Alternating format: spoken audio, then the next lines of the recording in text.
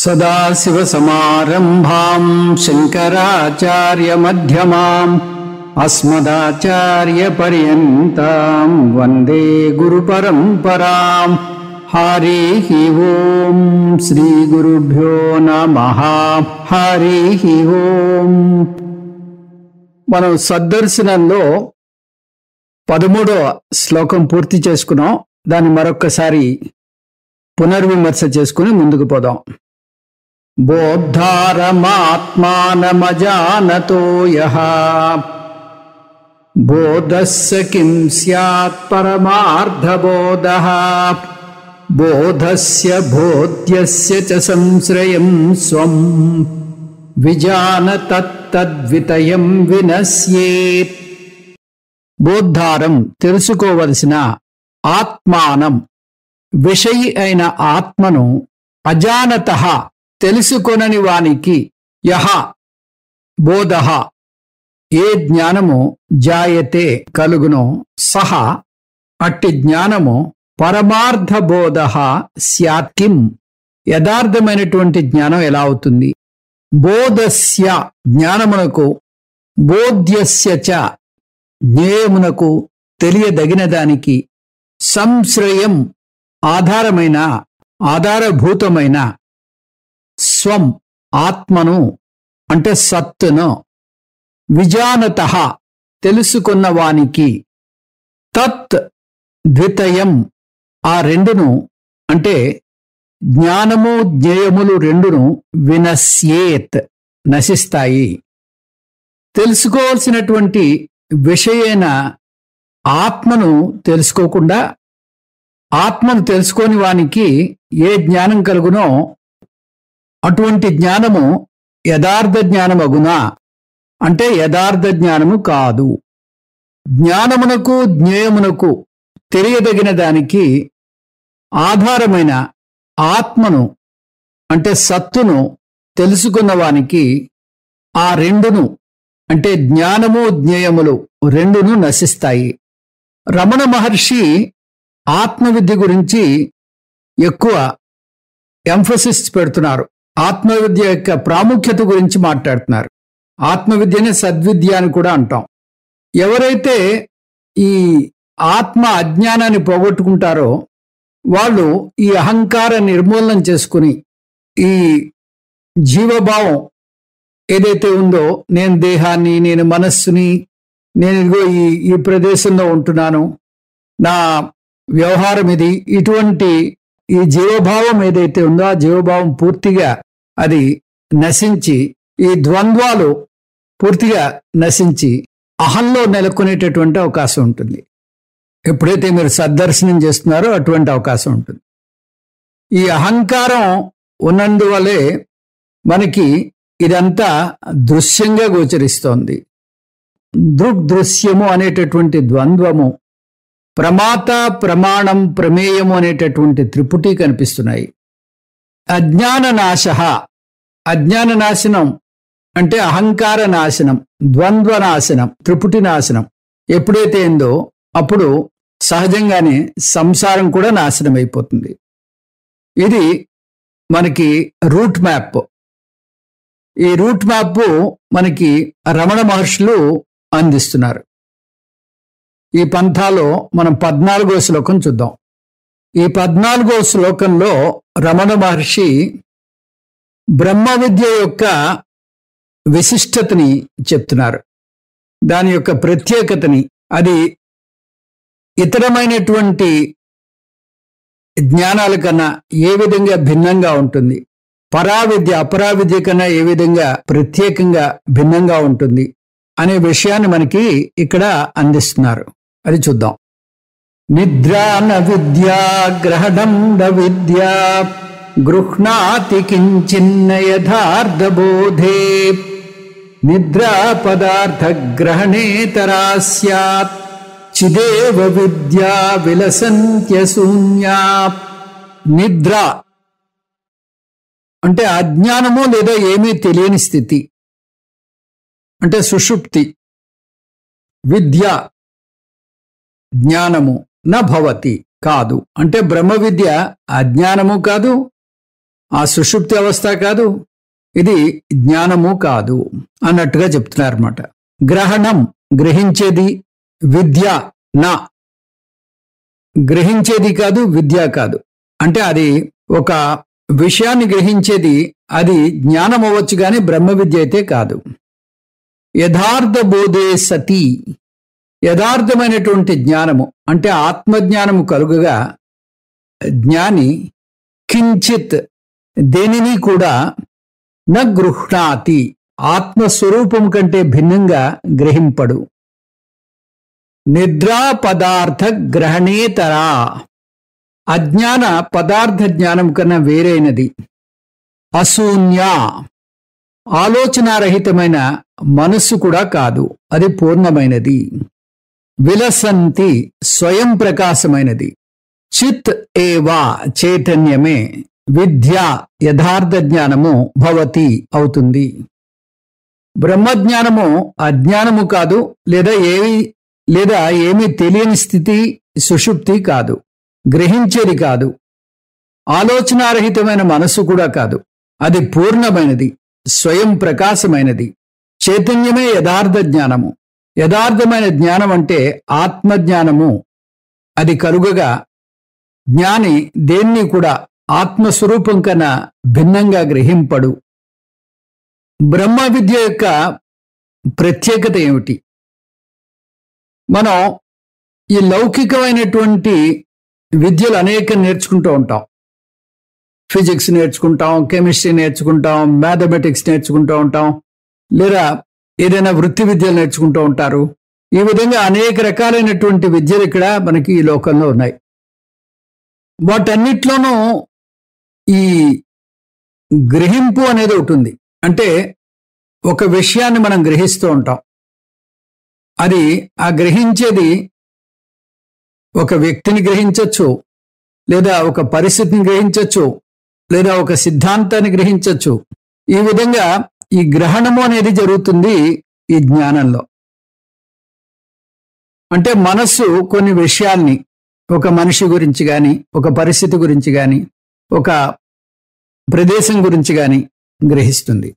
దీన్ని సంస్కృతంలో గ్రహణము అంటారు.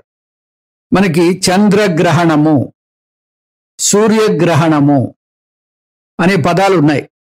అంటే చంద్రుడు ఛాయ వల్ల గ్రహింపబడతాడు, అంటే ఛాయ కప్పేస్తుంది అనమాట, చంద్రుడిని షాడో కప్పేస్తుంది.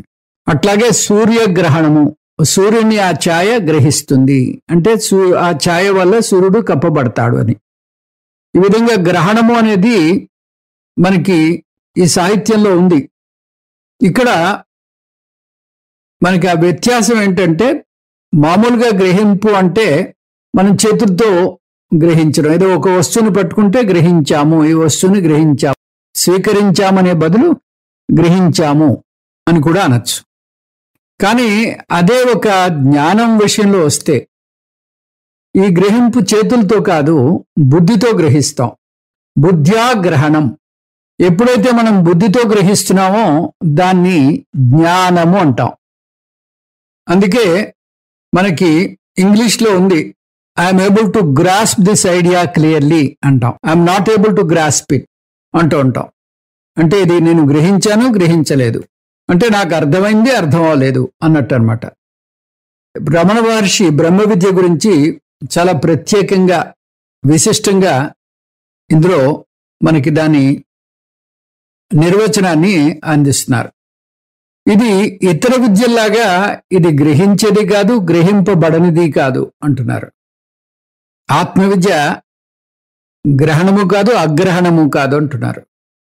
ఇది ఈ నిధిధ్యాసనలాగా లేదా ఉపాసనలాగా మనకి దీని గురించి ఆలోచించినట్టయితే, ఏ వస్తువుని ఇది గ్రహించేది కాదు, అలాగని అగ్రహణము కాదు అంటున్నారు.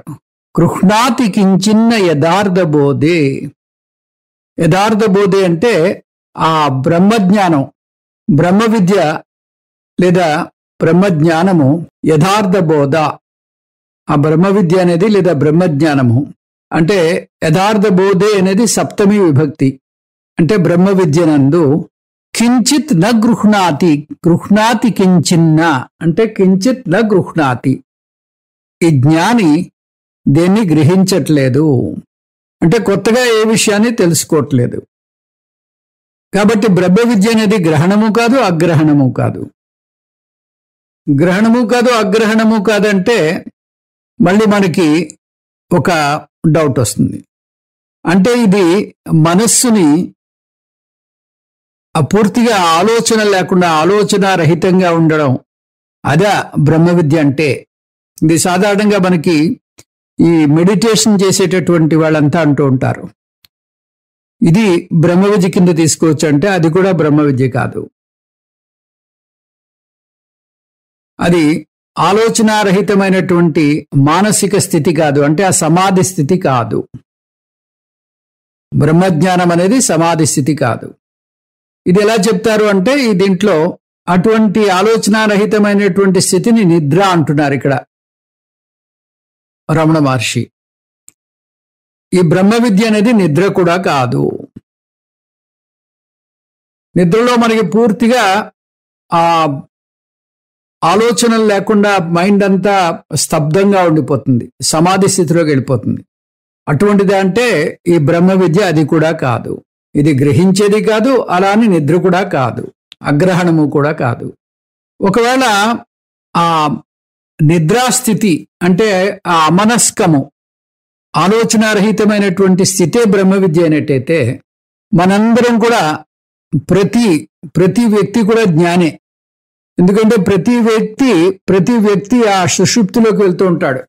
ఆ సుషుప్తిలో ఆలోచనారహితమైనటువంటి స్థితి ఏర్పడుతుంది. అది ఏమి ప్రయాస లేకుండానే అలవోకగా ప్రతి వ్యక్తికి అందుతుంది అటువంటి సుషుప్తి అవస్థ. కాబట్టి ప్రతి వ్యక్తిని మనం జ్ఞాని అని పిలవచ్చు. కాబట్టి నిద్ర అనేది కూడా బ్రహ్మ విద్య కాదు, గ్రహణం అనేది బ్రహ్మ విద్య కాదు, నిద్ర అనేది కూడా బ్రహ్మ విద్య కాదు. అందుకని నిద్రా పదార్థ గ్రహణేతరా స్యాత్, పదార్థ గ్రహణానికి ఇతరే స్యాత్. ఇతరే స్యాత్ అంటే దానికన్నా భిన్నంగా ఉంది, నిద్ర కన్నా భిన్నంగా ఉంది, పదార్థ గ్రహణం కన్నా భిన్నంగా ఉంది. గ్రహణం కాదు, అగ్రహణము కాదు. విద్య ఇతరా స్యాత్ అంటే వీటి రెండిటికన్నా భిన్నంగా ఈ బ్రహ్మ విద్య ఉంది. నిద్ర అంటే అగ్రహణము, ఏది తెలుసుకోకుండా ఉండడం, అది ఆలోచనారహితమైనటువంటి స్థితి, సమాధి స్థితి. పదార్థ గ్రహణం అంటే ఏదో ఒకదాన్ని గ్రహించడం, ఒక విషయాన్ని తెలుసుకోవడం. ఈ రెండూ కాదు, రెండిటికి భిన్నంగా ఉంది అంటున్నారు. మరైతే ఏమిటి అంటే రమణులు అంటున్నారు చిదేవ విద్య. బ్రహ్మ విద్య అంటే చిత్ మాత్రమే, చైతన్యం మాత్రమే, చైతన్యమే బ్రహ్మ విద్య అని చెప్తున్నారు. ఇది గ్రహణము కాదు, ఆలోచనారహితమైనటువంటి అగ్రహణము కాదు, ఇది కేవలం చైతన్యం మాత్రమే అని రమణ మహర్షులు చెప్తున్నారు. కానీ ఈ చైతన్యమే బ్రహ్మ విద్య అని మనం తీసుకున్నట్టయితే దీనివల్ల కూడా ఒక చిన్న సమస్య ఏర్పడుతుంది. ఇది నిజానికి ఇంకా మనని సందిగ్ధంలో పడేస్తుంది. ఎందుకంటే చైతన్యమే బ్రహ్మ విద్య అయినట్టయితే అందరిలోనూ చైతన్యం ఉంటుంది. చైతన్యం లేకుండా ఇక్కడ ఏ వ్యవహారమో జరగదు. ప్రతి వ్యక్తి ఆ చైతన్య పురుషుడే. కాబట్టి మీరు ఈ చెప్తున్నటువంటి పాఠాన్ని వింటున్నారు కాబట్టి మీలో ఆ చేతనత్వం ఉంది. నేను చెప్తున్నాను కాబట్టి నాలో ఆ చేతనత్వం ఉంది. జీవులన్నీ కూడా చేతనవంతంగా ఉన్నాయి. అందుకని ప్రతి వాళ్ళకి ఈ బ్రహ్మ విద్య ఆల్రెడీ ఉంది అన్నట్టుగా అయిపోతుంది. బ్రహ్మ విద్య అనేది ఆల్రెడీ చైతన్య రూపంలో ఉంది. బ్రహ్మ విద్య ఆల్రెడీ చైతన్య రూపంలో ఉంటే ప్రతివాడు ముక్తుడే. ఇంకా జ్ఞాన యోగ్యత సంపాదించాలి, తర్వాత సాధన చతుష్టయ సంపన్నులు అవ్వాలి, ఇంత ఈ వ్యవహారం లేదు, అవసరం కూడా లేదు. శ్రవణం చేయాలి, మననం చేయాలి అనేటటువంటి వ్యవహారం అవసరం లేదు. కాబట్టి చిదేవ విద్య అనేది అక్షరాల తీసుకోకూడదు. దీంట్లో గుప్తంగా ఒక అర్థం ఉంది. ఆ అర్థాన్ని మనం జాగ్రత్తగా వెతికి పట్టుకోవాలి. అందుకని గురు పరంపరగా వచ్చేటటువంటి వేదాంతాన్ని మనం శ్రవణం మననం చేసి అందుకుంటేనే ఇటువంటి ఈ భాగ్యం మనకి దొరుకుతుంది. కేవలం చిదేవ చితే మనకి బ్రహ్మ విద్య అని అనుకున్నట్టయితే అది సరైనటువంటి దారిలోకి వెళ్ళలేం. చిత్ అందరిలోనూ ఉంటుంది, దాని గురించి మీరేమీ చేయక్కల, ఎటువంటి ప్రయత్నము చేయక్కల. అంటే ప్రతి వ్యక్తి కూడా జ్ఞానే అన్న అర్థం వచ్చేస్తుంది. అందుకని ఇది మనం ఈ సమస్యని మనం పరిష్కరించే ముందు అసలు ఈ బ్రహ్మ విద్య అంటే ఏమిటో చూద్దాం. దీన్ని ముందు మన పరమార్థానంద వారు వచ్చే శ్లోకాల్లో దీన్ని పరిష్కరిస్తారు. అయితే ఇప్పటికి ప్రస్తుతం మనం ఈ బ్రహ్మ విద్య అంటే ఏమిటో తెలుసుకుందాం. బ్రహ్మ విద్య అగ్రహణం కాదన్నాం, తర్వాత బ్రహ్మ విద్య గ్రహణం కాదన్నాం, ఏదో ఒక వస్తువుని కానీ ఒక విషయాన్ని కానీ తెలుసుకోవడం బ్రహ్మ విద్య కాదంటున్నాం. అలాగని ఆలోచనారహితంగా ఉండేటటువంటి ఆ మనస్సు, ఆ సమాధి స్థితి కూడా బ్రహ్మ విద్య కాదంటున్నాం. రమణులు చిదేవ విద్య అంటే చిదేవ బ్రహ్మ విద్య, చిదేవ ఆత్మ విద్య అన్నట్టుగా చెప్పారు. చిదేవ ఆత్మ విద్య అన్నా కూడా మళ్ళీ మనకు ఒక సమస్య ఏర్పడింది. అందరూ కూడా జ్ఞానులు అయిపోతున్నారు. అందుకని ముందుగా మనం ఈ బ్రహ్మ విద్య అంటే ఏమిటో తెలుసుకుందాం. బ్రహ్మ విద్య అంటే గ్రహణం అని కాదు, ఆలోచనారహితమైనటువంటి ఆ మానసిక స్థితి కాదు. బ్రహ్మ విద్య అంటే మనలో ఉండేటటువంటి తప్పుడు భావనలను పోగొట్టుకోవడమే. అవిద్యాజన్య అధ్యాస నివృత్తి బ్రహ్మ విద్య. అవిద్య వల్ల మనకి ఏర్పడినటువంటి అధ్యాసని పోగొట్టుకోవడమే బ్రహ్మ విద్య అంటే అంటున్నారు శంకర భగవత్పాదులు తన భాష్యాల్లో. ఈ తప్పుడు భావనలని నిర్మూలన చేసుకోవడమే అదే బ్రహ్మ విద్య అంటే. రెండు రకాలైనటువంటి తప్పుడు భావనలు మనలో కొనసాగుతున్నాయి.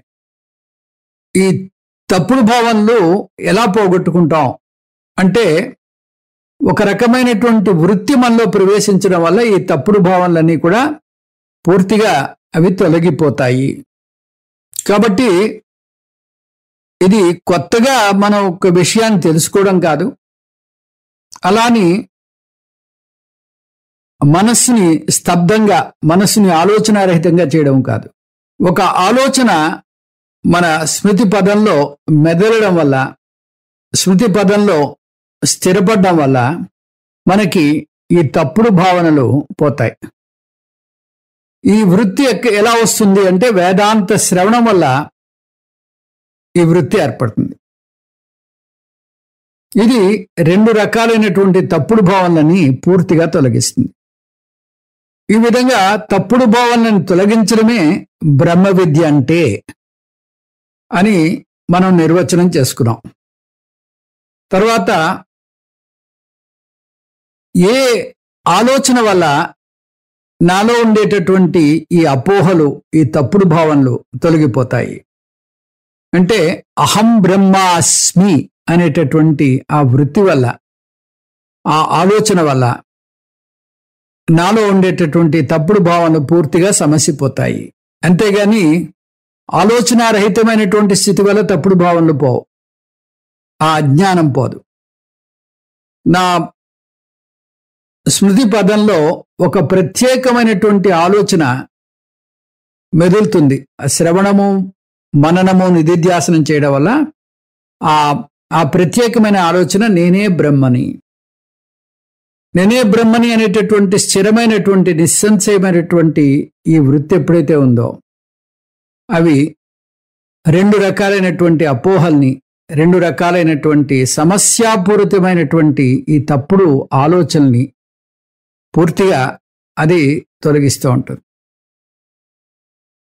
నేను జీవుణ్ణి, బ్రహ్మను కాదు అనేటటువంటి ఒక తప్పుడు భావన, ఇది వేదాంతం చెప్పేటటువంటి విషయం. అంటే నేను అబ్రహ్మత్వ అపోహ, అబ్రహ్మత్వ భావన. ఇది తప్పుడు భావన. నేను బ్రహ్మను కాదు అనుకోవడమే మొదటి ఆ అపోహ.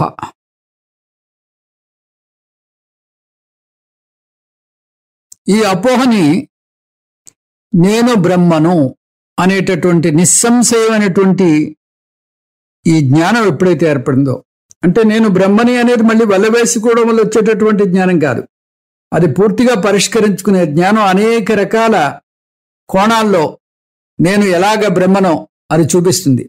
అది గురువు ద్వారా. ఎలాగైతే మనం అద్దం ముందు నుంచుని మన ఈ మన యొక్క ఈ ముఖాన్ని చూడగలుగుతామో, చాలా స్పష్టంగా చూడగలుగుతామో, గురువు శాస్త్రం అనేటటువంటి దర్పణాన్ని చూపించి నేను బ్రహ్మను ఎలా అవుతానో చూపిస్తాడు. ఇంకా నాలో ఎటువంటి సంశయమూ లేదు. ఎప్పుడైతే అటువంటి నిస్సంశయమైనటువంటి ఈ జ్ఞానము, నిస్సంశయమైనటువంటి వృత్తి ఏర్పడిందో, అప్పుడు నేను బ్రహ్మను కాదు అనేటటువంటి మొదటి అపోహ తొలగిపోయింది. ఇంకా రెండో అపోహ, అది కూడా చాలా ముఖ్యమైనది.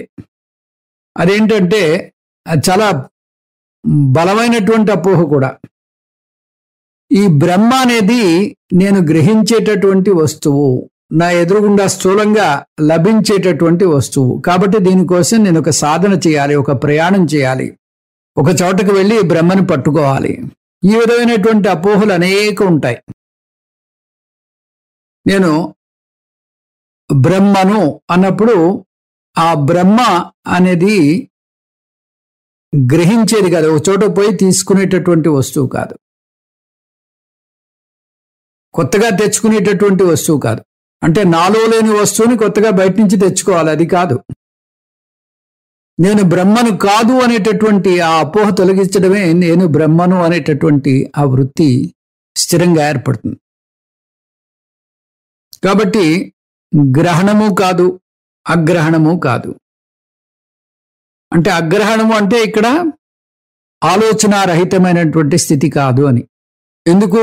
అది ఎదురుగుండా ఉండేటటువంటి ప్రమేయం కాదు, అది సాక్షాత్తు నేనే, ప్రమాతే ఆ బ్రహ్మ. కాబట్టి ఎవరైతే ఆ బ్రహ్మ గురించి వెతుకుతున్నాడో ఆ వెతుకుతున్నవాడే బ్రహ్మ. అందుకని ఇది బాహ్యమైనటువంటి వస్తువు కాదు.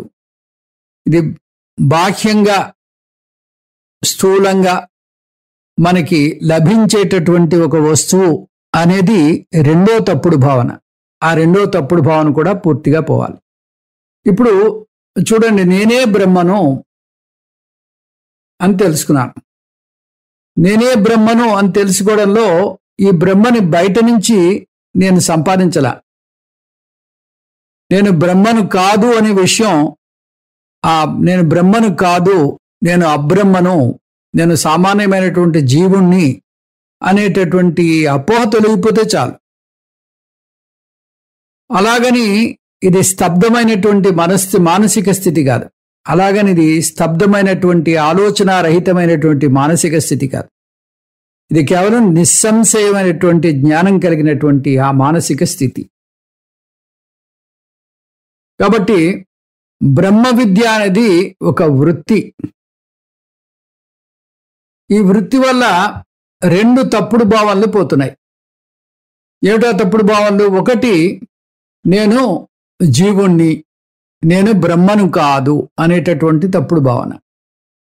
రెండోది, ఈ బ్రహ్మ అనేది నాకు ఎదురుపడేటటువంటి బాహ్యమైనటువంటి విషయము అనేది తప్పుడు భావన. ఎందుకంటే సాక్షాత్ నేనే అది. నేను దీని గురించి ప్రయాణాలు చేయక్కల, దీని గురించి గుళ్ళు గోపురాలు దర్శించక్కల, నేనే ఇది, కొండలెక్కక్కల, సాక్షాత్తు నేనే అంటోంది ఆ వేదం. దానికి నిరూపణ కూడా చూపించింది, దానికి అనేకమైనటువంటి ఆధారాలు చూపించింది. కాబట్టి అవిద్యా నివర్తక వృత్తి అదే బ్రహ్మ విద్య. అంటే ఈ అజ్ఞానం పారదోలేటటువంటి ఆ ఆలోచన ఏదైతే ఉందో దాన్నే బ్రహ్మ విద్య అంటారు. ఇది ఆలోచన రహితమైనటువంటి స్థితి కాదు, అగ్రహణం కాదు, అలాని కొత్తగా బయట నుంచి గ్రహించేటటువంటి విషయము కాదు. రమణ మహర్షి దీన్ని చిదేవ బ్రహ్మ విద్య అని చెప్పారు. ఆ చైతన్యమే బ్రహ్మ విద్య అని చెప్పారు. చిదేవ బ్రహ్మ విద్య అనేది అక్షరాలా తీసుకుంటే అందరిలోనూ చైతన్యం ఉంది కదా, అందుకు ఆత్మవిద్య అక్కలేదు, బ్రహ్మ విద్య అక్కలేదు, నిధిధ్యాసనం అక్కలేదు, శ్రవణం మననం ఇవేవి అక్కలేదు. ఎందుకంటే చైతన్యం అందరిలోనూ ఉంది.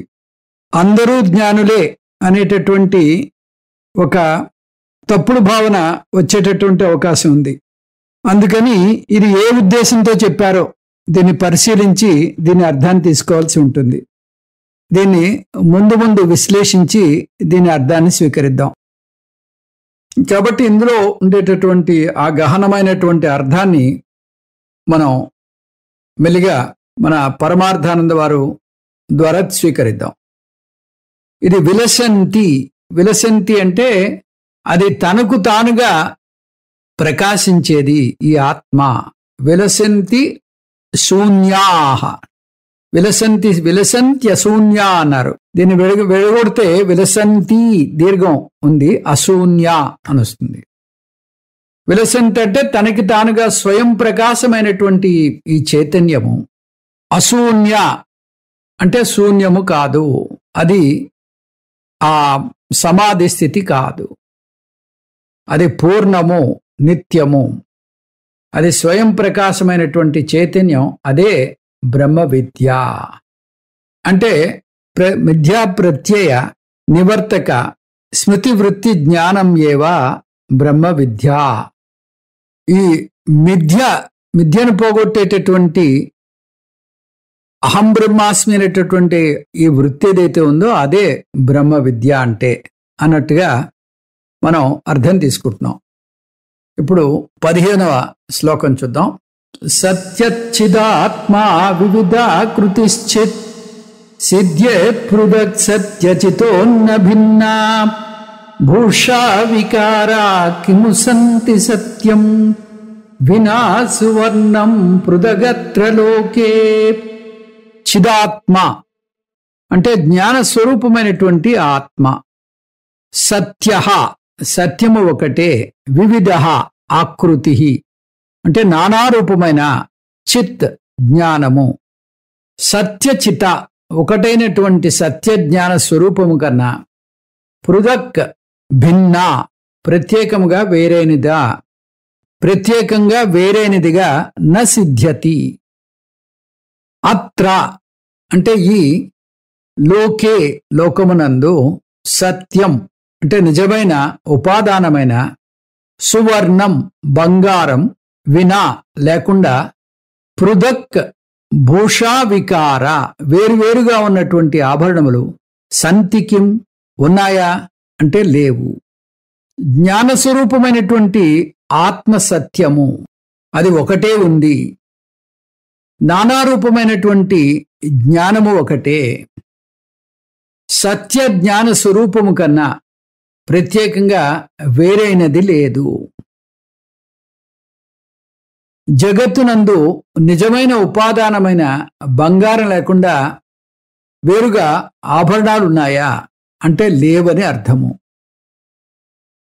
ఇక్కడ రమణ మహర్షి ఒకే చైతన్యం నుంచి ఈ వివిధమైనటువంటి జ్ఞానాలు ఏర్పడుతున్నాయి. ఆ చైతన్యం ఒకటే, కానీ దాని నుంచి అనేక రకాలైనటువంటి జ్ఞానాలు ఏర్పడుతున్నాయి. ఉదాహరణకి ఒకే బంగారం నుంచి మనకి అనేక ఆభరణాలు ఏర్పడ్డట్టుగా. అంటే ఆ చైతన్యం ఒకటే, కానీ దాని నుంచి మనకి ఆ దృష్టి జ్ఞానం ఏర్పడుతోంది, శ్రవణ జ్ఞానం ఏర్పడుతుంది, స్పర్శ జ్ఞానం ఏర్పడుతుంది. వీటన్నిటికీ వెనకాల మూలంగా ఉన్నది ఆ చైతన్యం మాత్రమే. అదే సత్యము. అంటే ఇవన్నీ కూడా మిథ్య అని చెప్పేదే బ్రహ్మ విద్య అని. అంటే ఆ చైతన్యమే బ్రహ్మ విద్య అని కాదు, ఆ మూలంలో చైతన్యం మాత్రమే ఉంది, తదితరమైనది ఏదీ లేదు అని చెప్పడమే బ్రహ్మ విద్య. అంటే సదేవ సౌమ్య ఇదమగ్రే ఆసీత్ అనే దాన్ని ఈ విధంగా చెప్పారన్నమాట. చిదేవ బ్రహ్మ విద్య, చిత్ మాత్రమే ఉంది అన్నట్టుగా రమణ మహర్షులు ఉద్దేశిస్తూ చిదేవ విద్య అని చెప్పారు. అంటే ఈ చిత్ నుంచే మొత్తం ఇవన్నీ కూడా మనకి భాషిస్తున్నాయి, కనిపిస్తున్నాయి అన్నట్టుగా. ఈ రకమైనటువంటి ఆభరణాలని నామరూపాత్మకమే కానీ నిజానికి ఆభరణాలు అనేటటువంటి పదార్థం లేదు. పదార్థంగా యథార్థంగా సువర్ణం మాత్రమే ఉంది. ఆ సువర్ణానికి ఒక రూపం, ఒక నామం తగిలిస్తే ఒక ఆభరణం అవుతుంది. అదే మాదిరిగా ఒకే చైతన్యం నుంచి అనేక రకాలైనటువంటి జ్ఞానాలు ఏర్పడుతున్నాయి. వాటికి అనేక రకాలైనటువంటి పేర్లను పెట్టుకుంటున్నాము. ఒకే చైతన్యం ఏదైతే ఉందో దాన్ని సామాన్యమైనటువంటి జ్ఞానము అంటున్నాం. ఎప్పుడైతే ఒక ప్రత్యేకమైనటువంటి ఆలోచనగా మారిందో దాన్ని విశేషణమైనటువంటి జ్ఞానము అంటాం. సామాన్య జ్ఞానము ఇది చైతన్యము, కానీ అది విశేష జ్ఞానంగా మారుతుంది. అంటే ఒక కుండని చూశాను బయట, ఆ కుండను ఎప్పుడైతే నేను దర్శించానో ఆ మనసులో కుండ వృత్తి ఏర్పడింది. అంటే ఆ సామాన్య జ్ఞానము విశేష జ్ఞానమైంది, విశేష వృత్తిగా మారింది.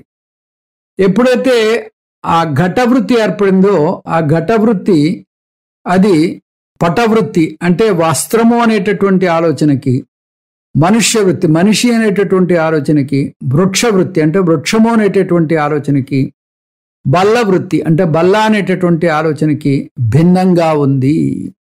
అంటే ఈ ఘటవృత్తి అనేది సామాన్యమైనటువంటి జ్ఞానం నుంచి ఉత్పన్నమైంది.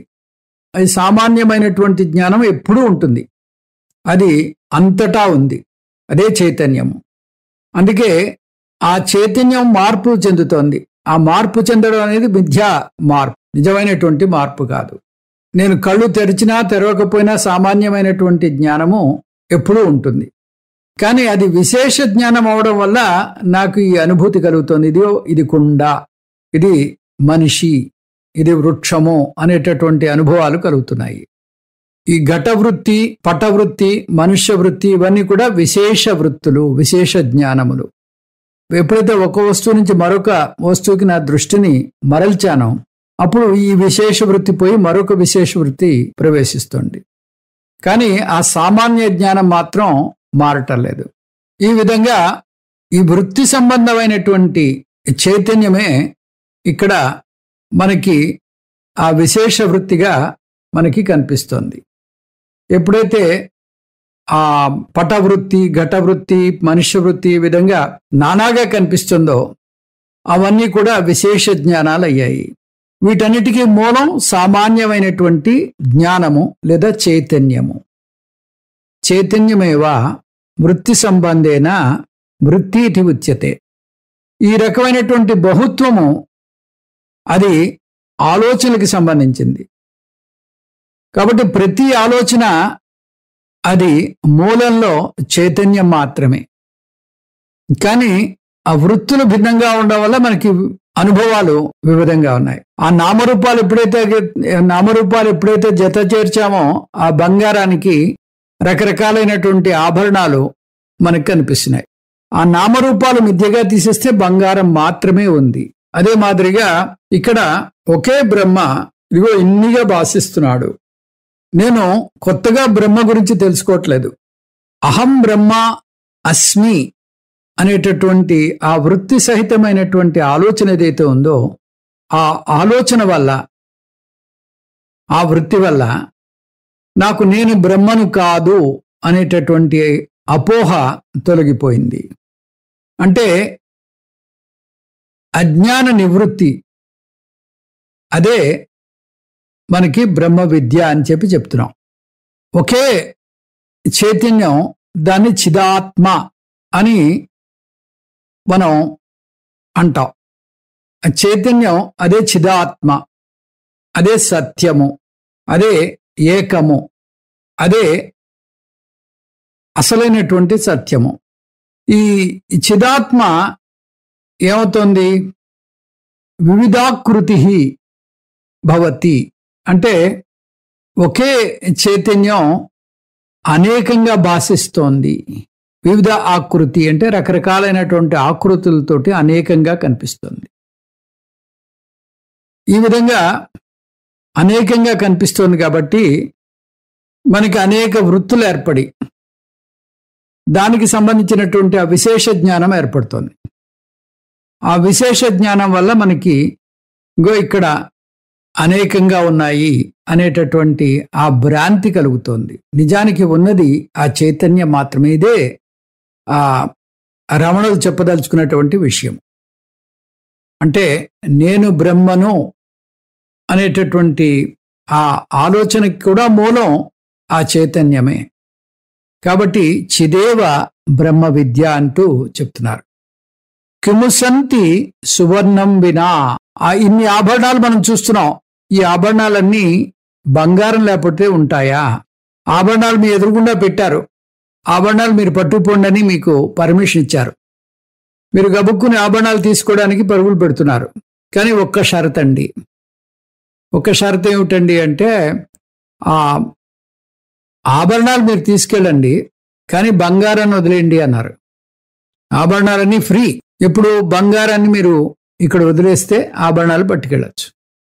అది సాధ్యమా అంటే సాధ్యం కాదు. ఎందువల్ల సాధ్యం కాదు? బంగారమే ఆభరణము. బంగారం లేకుండా ఆభరణాలు లేవు. కిము సంతి సువర్ణం వినా. సువర్ణం వినా కిం సంతి. అవి ఉంటాయా అంటే ఉండవు. ఇప్పుడు మనం అనేక విద్యలు ఈ కాన్షియస్నెస్ నుంచే, అంటే అనేక విద్యలు ఈ చైతన్యంచే, అనేక విద్యలు ఈ చైతన్యం నుంచే ఉత్పత్తి చెందుతున్నాయని చెప్పుకున్నాం. బానే ఉంది. అయితే ఈ బ్రహ్మ విద్య కూడా ఈ అనేక విద్యలు ఈ చైతన్యం నుంచే ఉత్పత్తి చెందుతున్నాయి. అవన్నీ కూడా మిథ్యా రూపాలు అని చెప్పుకున్నాం. అయితే బ్రహ్మ విద్య కూడా ఇటువంటి మిథ్యారూపమేనా? బ్రహ్మ విద్య కూడా మిథ్యేనా అంటే కొంచెం మనకి ఆలోచించాల్సి వస్తుంది. కానీ మీరు ఆల్రెడీ ఈ శాస్త్రాన్ని బాగా లోతుల్లోకి వెళ్ళిపోయారు కాబట్టి మీకేం కష్టం కాదు. ఈ బ్రహ్మ విద్య కూడా మిథ్య మాత్రమే. ఇది మిథ్య కాదు అని చెప్పడానికి లేదు. ఏ రకమైనటువంటి జ్ఞానమైనా కూడా అది మిథ్యే. ఎందుకంటే బ్రహ్మ విద్య అనేది ఆ మనసులో చైతన్యం ప్రతిఫలించడం వల్ల వచ్చేటటువంటి విద్య. అది కూడా వృత్తే. ఏ వృత్తి అయినా కూడా మిథ్య మాత్రమే. అయితే ఈ వృత్తి యొక్క గొప్పతనం ఏంటంటే ఈ వృత్తి వల్ల మనకి కలిగినటువంటి అపోహలు అనేటటువంటి వృత్తులన్నీ కూడా నిర్మూలనం అయిపోతున్నాయి. ఈ సంసార నిర్మూలనం జరుగుతోంది. ఆ మిథ్యా సంసారాన్ని నివృత్తి చేయాలంటే మిథ్యా బ్రహ్మ విద్య మనకి కావాలి. ఈ సంసారం ఎక్కడుంది? ఈ వ్యవహార సత్యంలో ఉంది. పారమార్థిక సత్యంలో ఇవేవీ లేవు. పారమార్థిక సత్యంలో ఆ చైతన్యం మాత్రమే ఉంది. కాబట్టి ఈ తక్కువ స్థాయిలో ఉండేటటువంటి వ్యవహార సత్యంలో ఈ సంసారం ఉంది, ఈ అహంకారం ఉంది. వీటిని నిర్మూలన చేయాలి అంటే నేను బ్రహ్మను అనేటటువంటి ఈ వృత్తి బాగా బలంగా నిలబడాలి. దీనివల్ల ఈ అపోహతో కూడినటువంటి, ఈ భ్రాంతితో కూడినటువంటి, ఈ తప్పుడు భావనతో కూడినటువంటి ఈ వృత్తి, అంటే నేను జీవుణ్ణి, నేను మనస్సును, నేను దేహాన్ని, నేను ఇదిగో ఇక్కడ వ్యవహారం చేస్తున్నాను, ఇటువంటి ఈ జీవభావాలన్నీ కూడా సమసిపోతాయి. అహంకారం పూర్తిగా మటు మాయం అయిపోతుంది. సంసారం నాశనం అయిపోతుంది. సంసార నిర్మూలనం జరుగుతుంది. దీనికి ఉదాహరణగా ఏం చెప్తారంటే, మీరు పడుకునే ముందు మీ మంచం పక్కనే వాటర్ బాటిల్ అది పెట్టుకుని, గ్లాస్ అది కూడా పెట్టుకుని పడుకున్నారు. ఆ పడుకుంటే మీకు కల వచ్చింది. ఆ కలలో మీకు దాహం వేసింది. కలలో దాహం వేస్తే ఆ ఇలలో ఉండేటటువంటి ఆ సీసాలో ఉండేటటువంటి నీరు ఏమైనా పనికొస్తుందంటే ఒక్క చుక్క కూడా ఆ నీరు తాగలేరు. మీకు మళ్ళీ కలలో ఉండేటటువంటి నీరే కావాలి. కలలో దాహానికి కలలో నీరే కావాలి. కాబట్టి ఈ సంసారము, ఈ అహంకారము అదంతా కూడా ఇదిగో ఇక్కడ జరుగుతున్నటువంటి ఈ పెద్ద కళ. ఈ కళ ఎలా ఏర్పడింది? ఇదిగో ఈ మనసులో ఉండేటటువంటి వృత్తుల వల్ల ఏర్పడుతోంది. ఈ భ్రాంతి అంతా కూడా ఈ వృత్తుల వల్ల ఏర్పడుతోంది. ఈ వృత్తులు ఇవన్నీ మిథ్య అని మనం తోసిపుచ్చాలి అంటే మిథ్యా బ్రహ్మ విద్య కావాలి. ఇదంతా మిథ్యలోనే నడుస్తోంది. కాబట్టి ఇది సత్యము కాదు అని తెలుసుకోవాలంటే ఆ బ్రహ్మ విద్య, మిథ్యలో ఉండేటటువంటి బ్రహ్మ విద్యనే వాడుకుంటూ మనం ఈ మిథ్యలోంచి బయటికి రాలేం. బయటకు వస్తే అవి ఏవీ లేవు. ఎలాగైతే మీకు దాహం వేస్తున్నటువంటి ఆ స్వాప్నికుడికి దాహం తీరాలంటే ఆ స్వప్నంలో ఉండేటటువంటి నీరే కావాలి. అతను బయటకు వస్తే అసలు దాహమే లేదు, నిద్రలోంచి లేస్తే అసలు దాహమే లేదు. ఆ విధంగా ఇక్కడ వివిధాకృతి పృథక్ న సిద్ధేత్, ఇవన్నీ రకరకాలుగా కనిపిస్తున్నాయి కదా. ఈ నానాత్వం అంతా పోతుంది. ఈ చిత్ మాత్రమే సత్యము. చిత్ లేకుండా ఇక్కడ ఏది కూడా మనకి లేదు అన్నట్టుగా చెప్తున్నారు. తద్యుష్మదోరస్మది సంప్రతిష్ట తస్మిన్ వినష్టే స్మది మూలబోధా తద్యుష్మదస్మన్మతి వర్జితైకా జ్వలంతి సహజాత్మనః స్యాత్. తత్ యుష్మదోహో, తత్ ప్రత్యగోచరమైనటువంటి పరోక్ష విషయానికి, యుష్మత్ ప్రత్యక్ష విషయమునకు అంటే నీకు అనేదానికి, అస్మది అస్మత్ ప్రత్యయమైనటువంటి నేనుకు, సంప్రతిష్ట అంటే ఉనికి, భవతి ఉంటుంది. తస్మాత్ అందుకని తస్మిన్ ఆ అస్మది అంటే అస్మత్ ప్రత్యయానికి, మూలబోధాత్ ఆశ్రయమైనటువంటి స్వరూపం యొక్క నేను యొక్క జ్ఞానం వల్ల, తత్ ప్లస్ యుష్మత్ ప్లస్ అస్మత్ వినష్టే సతి అంటే తత్ అంటే అతడు, యుష్మత్ అంటే నీవు, అస్మత్ అంటే నేను అనేటటువంటి బుద్ధులన్నీ కూడా నశిస్తున్నాయి. ఎప్పుడైతే మీరు మూలంలోకి ఆ స్వరూపంలోకి వెళ్ళి ఉన్నదంతా కూడా ఈ స్వరూపమే అని, ఆ చిదేవ ఉన్నదంతా కూడా చిత్ మాత్రమే అని సత్ దర్శనాన్ని చేశారు. ఏక అంటే ఏకమైన భేదరహితమైన జ్వలంతి భాషిస్తున్నటువంటి ఆత్మనః స్థితి, ఆత్మనిష్ట సహజంగా ఏర్పడుతుంది. సహజా స్యాత్ అంటే సహజంగా ఏర్పడుతుంది. అంటే తత్ప్రత్యయ గోచరమైనటువంటి పరోక్ష విషయమునకు అంటే అతడు అనేదానికి, ప్రత్యక్ష విషయమునకు అంటే నీకు అనేదానికి, అస్మత్ ప్రత్యగోచరమైనటువంటి నేనుకు ఉనికి ఉంటుంది. అందుకని ఆ నేను ఆశ్రయమైనటువంటి స్వరూపం యొక్క జ్ఞానం వల్ల అతడు, నీవు, నేను అనేటటువంటి బుద్ధులు నశిస్తాయి. ఏకమైన భేదరహితమైన భాషిస్తున్నటువంటి ఆత్మనిష్ట సహజంగా ఏర్పడుతుంది. ఇంతకుముందు శ్లోకంలో ఆ నేను అనేది అదే ఆ చైతన్యము, అదే బ్రహ్మ విద్య అనేది ఎలా వచ్చిందో మనం చెప్పుకున్నాం. అంటే చైతన్యం మాత్రమే ఉంది, తది అన్యమైనది లేదు అని చెప్పడం అన్నమాట. ఇది చాలా ముఖ్యమైనటువంటి అంశము. దీన్ని ఇంగ్లీష్లో ఎపిస్టమాలజీ అంటారు.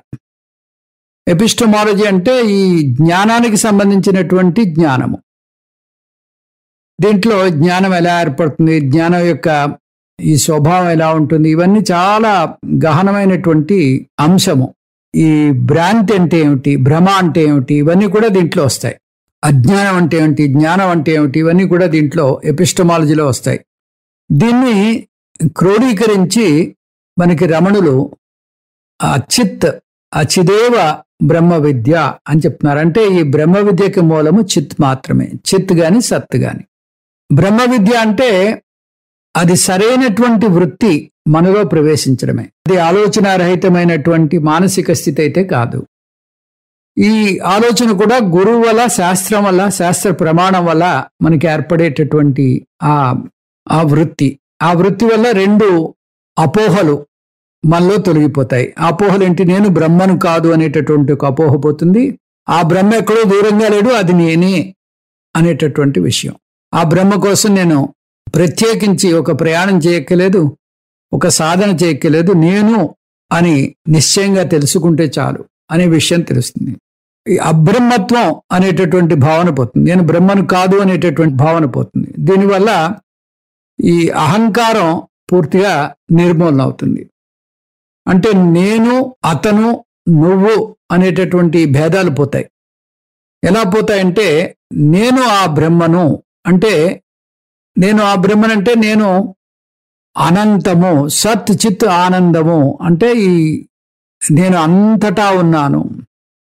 నేను అంతటా ఉన్నాను అని ఎప్పుడైతే అనుకున్నానో అప్పుడు అతడు లేదు, నువ్వు లేదు, నేను లేదు. ఉన్నదంతా కూడా ఈ చిత్ మాత్రమే, నా సత్యమైనటువంటి చిత్ స్వరూపం మాత్రమే. ఈ విధంగా ఆ చిత్ యొక్క స్వరూపంలో నేను నెలకొని ఉన్నప్పుడు అతను, నువ్వు, నేను అనేటటువంటి మూడు కూడా తస్మిన్ వినష్టే సతి, ఈ మూడు కూడా పోతాయి. ఎందుకంటే ఆ సత్ మాత్రమే మిగిలి ఉంటుంది. ఇవన్నీ అవి మిథ్యారూపాలు. అతను, నువ్వు, నేను అనేటటువంటివి వ్యవహారపరంగా మనం ఇచ్చుకున్నటువంటి రూపాలు. దేనికి? ఆ చిత్తుకి లేదా ఆ సత్తుకి.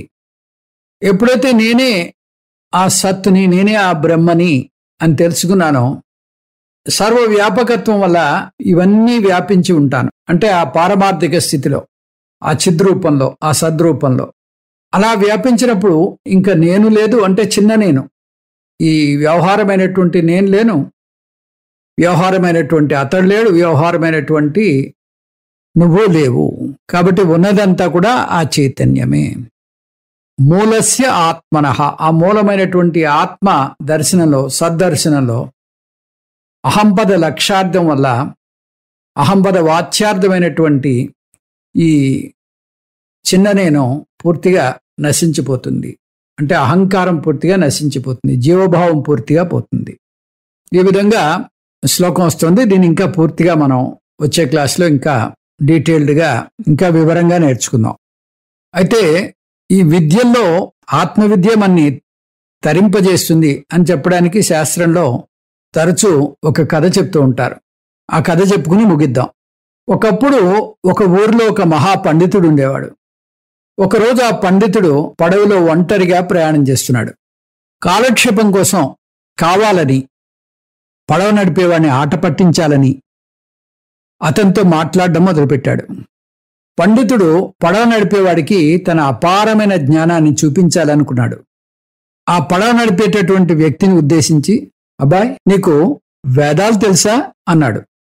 దానికి ఆ పడవ నడిపేవాడు, లేదు బాబు గారు, మా ముత్తాతలు, తాతలు, మా అయ్య అంతా పడవ నడుపుని జీవించాం, మాకు ఇది తప్పితే మరేదీ రాదు అని వినయంగా సమాధానం చెప్పాడు. అప్పుడు పండితుడు గొప్పగా భావించి, అయితే నీ జీవితంలో 4వ వంతు వృధా అయిపోయింది అంటూ దెప్పాడు ఆ పడవ నడిపేవాడిని. కాసేపు అయింది. పండితుడు మళ్ళీ ఆ పడవ నడిపేవాడితో, నీకు రామాయణ భాగవతాలు తెలుసా అని ప్రశ్నించాడు. దానికి ఆ పడవ నడిపేవాడు, అయ్యా నాకు అవేవీ రావు, కనీసం చదవడం కూడా రాదు అంటూ అమాయకంగా సమాధానం చెప్పాడు. ఇది విని పండితుడు నిజంగా గొప్పగా అనుభూతి చెందాడు. మరైతే నీ జీవితంలో సగం వంతు వృధా అయిపోయింది అంటూ ఎద్దేవా చేశాడు.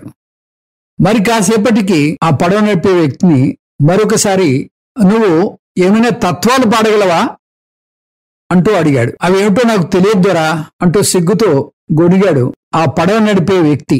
ఇంకే, నీ జీవితంలో 3 వంతులు వృధా అయిపోయింది అంటూ చులకనగా చూశాడు పండితుడు. కొంతసేపటికి అకస్మాత్తుగా పెను తుఫాను వచ్చి పడవలోకి నీళ్లు ప్రవేశిస్తున్నాయి. పడవ మునిగిపోయేలా ఉంది. పడవ నడిపేవాడు పండితుడిని సూటిగా ఒక ప్రశ్న అడిగాడు, అయ్యా మీకు తరణ విద్య తెలుసా?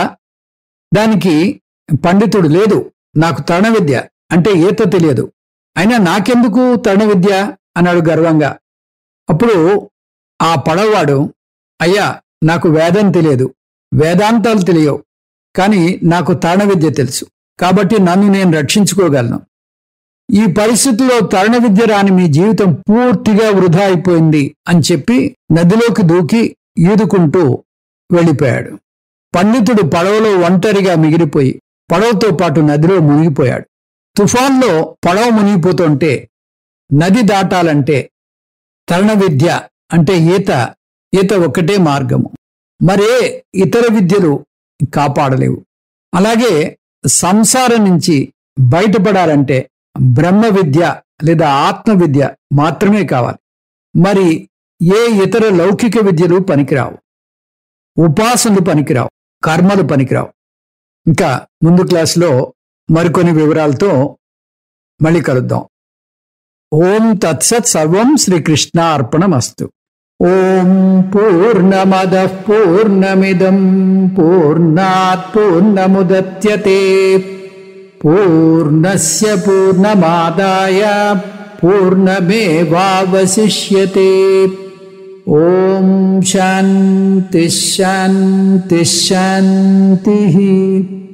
హరి ఓం. శ్రీ గురుభ్యో నమః. హరి ఓం.